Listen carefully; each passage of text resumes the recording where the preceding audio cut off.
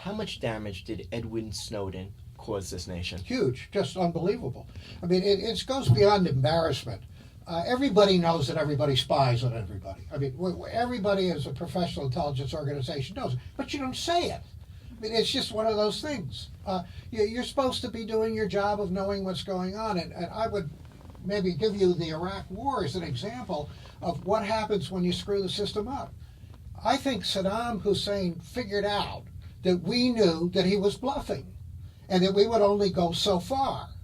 But we didn't have enough information to really understand he was bluffing. And not only that, we didn't have enough sources who really understood how things were working in that part of the world at that time.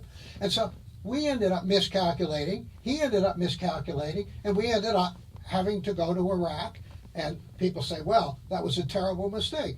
It was a mistake. In some ways, there were no weapons of mass destruction, huge amounts in warehouses, but it was critically important for the policymakers to deny the sanctuary of Iraq from Al-Qaeda or people like Al-Qaeda. Now, could that ever happen? Of course not. That's not going to happen in Iraq. Nothing could possibly go wrong there either. Today we have ISIL because there is a perfect fertile ground for growing a new organization in what is a sanctuary because the government either cannot or won't not or isn't capable of getting into the area and controlling their turf.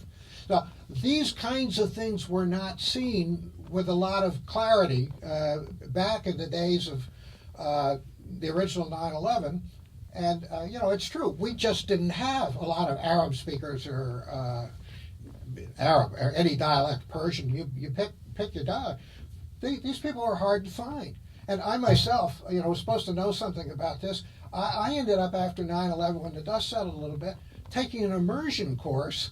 I got all the PBS tapes and everything else I could get to try and understand the Quran, the Hadith, Sharia law, and a little bit about the Muslim religion and what are the tenets and what are the obligations and what makes these people tick.